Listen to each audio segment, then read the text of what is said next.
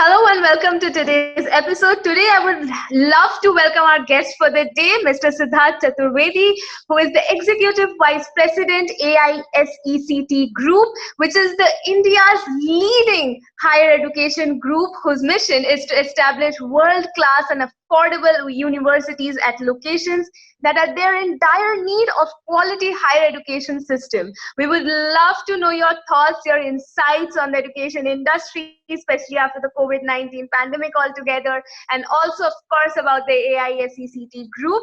The first question, Mr. Chaturvedi, that I have for you is AISECT and AISECT group has taken several initiatives, such as the Pradhan Mantri Kaushal Vikas Yojana, the Pradhan Mantri Kaushal Kendra, etc.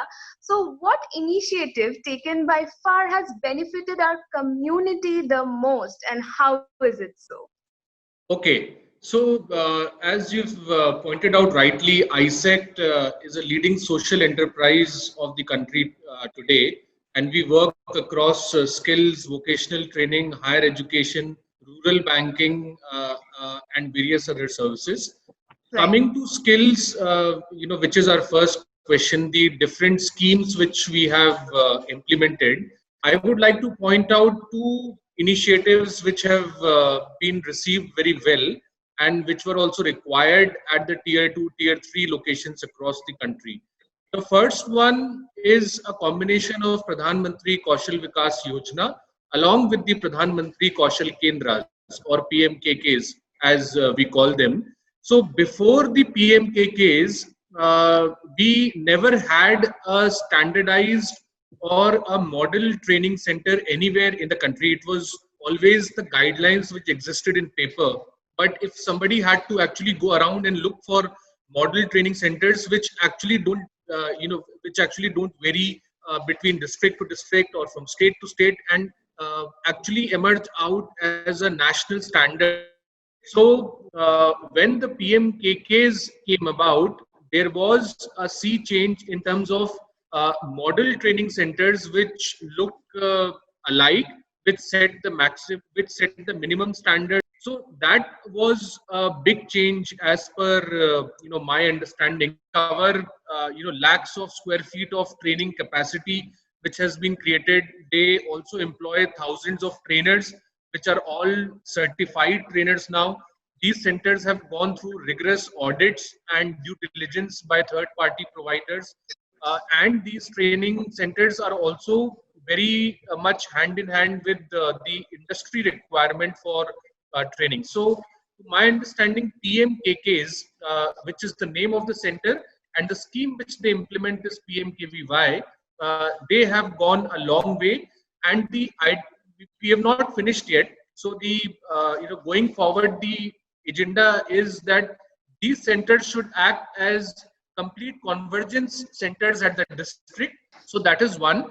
Another initiative I would like to point out from the government is the Atal Innovation Mission and the Atal Incubation Centers, which have now spread out a network of incubation centers, again coming about in tier 2, tier 3 locations.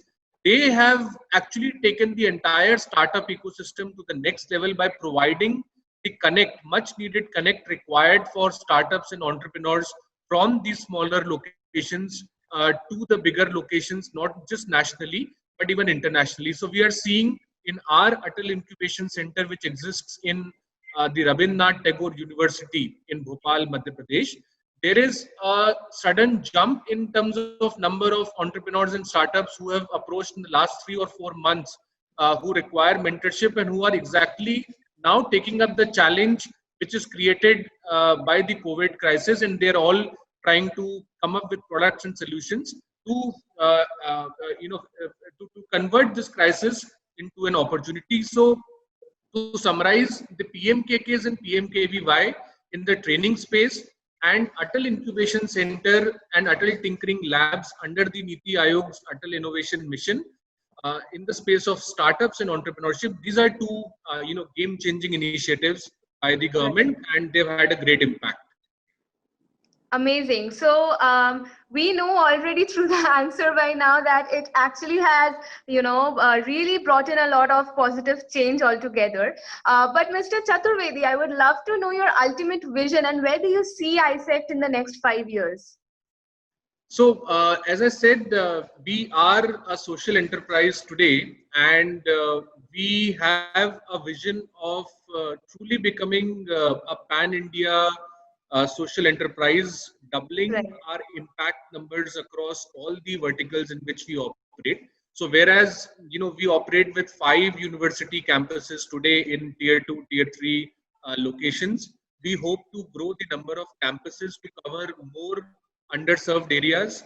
Uh, in terms of skills, whereas we touch about 1 lakh students across our network, today we hope to touch, we hope to increase this number to 2 lakh in the coming years. And the focus geographies for us would be northeast, would be far up north, eastern areas of Bihar, Jharkhand, and Odisha. That is very much on our vision. We are also very active in the industry linked apprenticeship space, where we are engaging with the leading clients in the manufacturing sector in providing apprentices to them. So we hope to take that number, which is currently around 4,000 apprentices on a per month basis, to around 50,000 apprentices in the next 5 years. And then coming to rural banking, in which we operate under the financial inclusion scheme along with the State Bank of India, and we operate 4,000 kiosks in the rural areas. We hope to take that number to 10,000 in the next few, and the overall objective of creating impact on the community at the center. So Right. if we keep that on the in the core, we are sure that whatever we plan would find scalability and replicability very easily. Right. The aims are pretty high, but we cannot, ignore the fact that the whole COVID-19 pandemic has actually shifted a lot of things, basically shattered a lot of things rather. But Yes. there has been a paradigm shift of the modes of teaching and learning in the educational field altogether, from the offline face-to-face interaction to online. So, what are your thoughts on the same? So, online teaching, online learning, and blended approach are actually not new terms. They have been there, for past 10 years and even before that, right? But the But pandemic they has were, only accelerated the whole thing, I guess. yeah, but they were never on the priority list till now. And what COVID has done is that for the first time, it has got everybody, all the stakeholders, into the same zone, right from the policymakers to administrators to institutional leaders, faculty, Right. students, parents, and industry. Now everybody is thinking digital. So this is the opportunity where we can make systemic changes, where we can make long term policy changes, everybody thinking on the same lines. But my sense is that it will never move to 100% online scenario, and it should not, because if we take specifically higher education campuses, they are apart from the teaching learning, they are also involved in character building, they are also involved in personality development.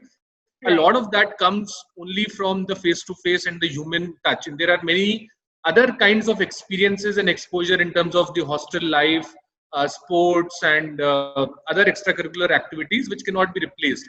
But at least what can be made more efficient, what can be delivered more easily, that should be attempted.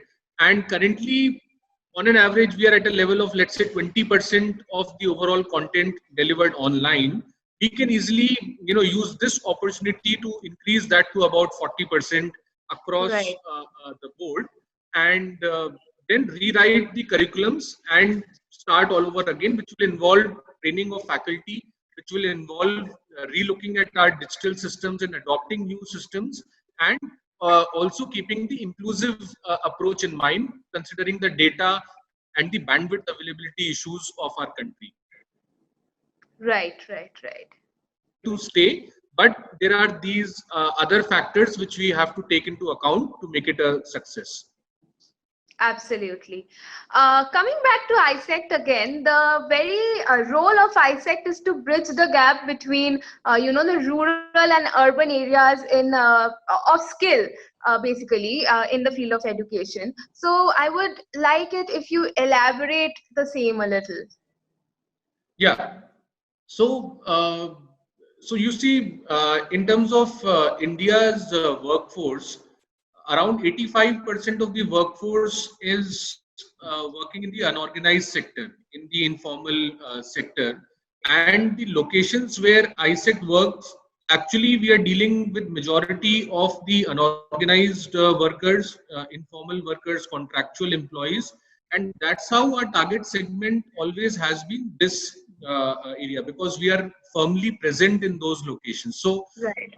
in terms of our present, we are present in around 2500 plus blocks out of the 7000 blocks, and we are present in around 2 lakh panchayats out of the 7 lakh panchayats existing in our country. So that makes us very, very firmly poised to make a change and bring about reduction in the digital and the literacy divide of our country. And Right. how we are doing it is by always taking a view that the organized sector is just not enough to generate the number of jobs which are required for the working force of India. So we focus on training in the unorganized sector. We focus on training to generate livelihoods apart from just jobs. We also do a lot of self-employment and micro entrepreneurship creation, so that the enterprise is created and the micro entrepreneur who's either running a kiosk or who's running a center or who's doing a small business of his own invariably generates employment for 3 to 4 more people on his own. So that is also an effective mode of job creation. So we do that, and we also look at creating linkages at a horizontal and a vertical level. We link him up to the university education, or if he's interested in self-employment, we link him up with the banks or the the lot of Rozgar or Udyami Yojana, which is there in almost all the states. So we link him up with that. So we are firmly entrenched in that ecosystem, and the digital divide, has been again laid bare with the COVID crisis, when we have seen the results of the online classes and the the lecture delivery process which is happening. So we are quite far from having a universal online learning system right now, and the Correct. telecom sector also has a long role, a big role to play in bridging that gap. Finally, in terms of bridging the gap, there are two things. One is access, in which both the telecom and the institutional players come into picture, and second is the content, in which again the government and private sector both have to come together and generate content which meets minimum quality standards and is there available in a lot of other languages apart from just Hindi and English, to make a significant impact. So these are some of the themes which we are also pursuing and trying to take into our regular planning process going ahead. Great. Mr. Chaturvedi, the last question that I have for you is, do you have any closing comments, actually, keeping in mind the changing scenario in the education industry altogether because of the COVID-19 pandemic? So, my closing comments, one would be, think digital and leverage technology. That is going to be the mantra going ahead on your existing operations as far as possible. So maybe the main line of operations have hit a roadblock, but there are ancillaries which have sprung up, and if you are able to see them and visualize them, it can actually come up as an equally big opportunity from the current pandemic. And third is, this is the best time for social entrepreneurs and realign your strategy because the society is undergoing a shift. There are some patterns which are going to be permanently reversed. The case in point being, out of the 40 million migrant workers who have gone back, probably not everybody is going to come back to urban cities. So what do we do with the people who are left behind, and can we generate enough jobs and livelihood for people who are left behind? So best time for social entrepreneurs to make an impact. So these are my final It's very comments. important to actually focus on the silver lining that the pandemic has brought and grab the bigger and better opportunities Absolutely. again. Thank Absolutely. you so much for doing this with us, Mr. Chaturvedi. It would be amazing to have you back with us once again, and it was an absolute pleasure. Thank you so Sure, I much. look forward to it. Thank you so much for connecting.